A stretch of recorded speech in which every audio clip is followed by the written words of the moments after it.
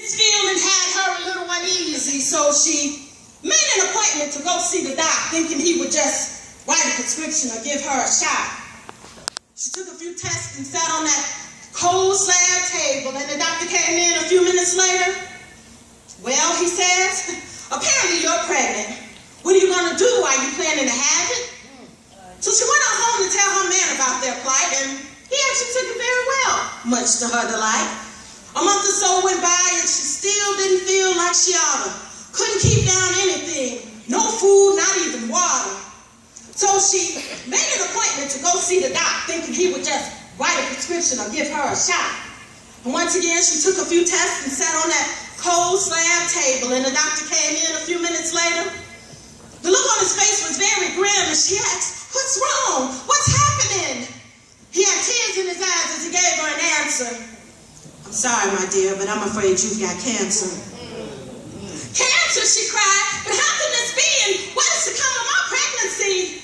For this kind of news, she wasn't fully prepared, but he only added to her grief when he looked at her and said, "No longer do you have a seed in your womb, but the fetus you're carrying is turned into a tumor. You have a rare condition associated with your pregnancy. It's when the embryo just stops developing and there is no miscarriage, and nor does it pass. It just grows into this cancerous mass." And it was downhill from there. She went from doctor to doctor. Each one stuck her and pressed her and poked her and prodded. But through it all, she kept her faith, and every day she prayed for God's healing grace. And every morning, she'd look up at the sky and say, "Lord, please don't let me die. See, I got a man and 2 kids to look after. Just give me one more chance to hear their laughter." Before long, she had to be hospitalized. She was losing her struggle. You could see it in her eyes. She was pretty, but with her appearance, she didn't care. Her mama had to come to the hospital just to comb her hair. She had MMIs and MRIs, IVs and CATs. The doctor said they wanted to perform surgery. He said they wanted to do a DNC and also a laparoscopy so they could get a good look at her ovaries. And then depending on what they would see, we'd probably perform a hysterectomy followed up by some doses of chemotherapy. After hearing his words, she signed the consent forms and prepared for her surgery the following morning. See, she didn't understand when she had gone wrong and started begging God's forgiveness for the things that she had done.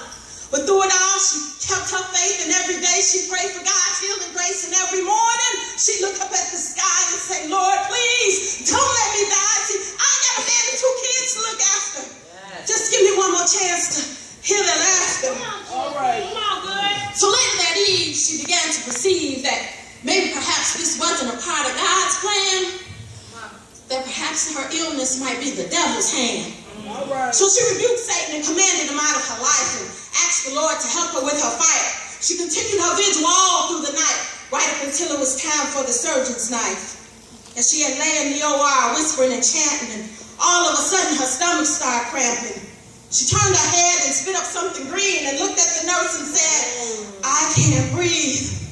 She remembered the nurse giving her an injection and people running in all different directions, and right before she closed her eyes, she said, "Lord, please don't let me die. See, I got a man and 2 kids to look after. Just give me one more chance to hear their laughter."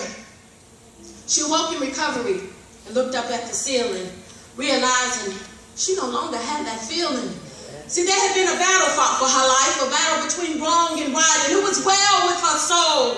The devil had lost his stronghold, and there would be no chemotherapy. She wouldn't even need hysterectomy.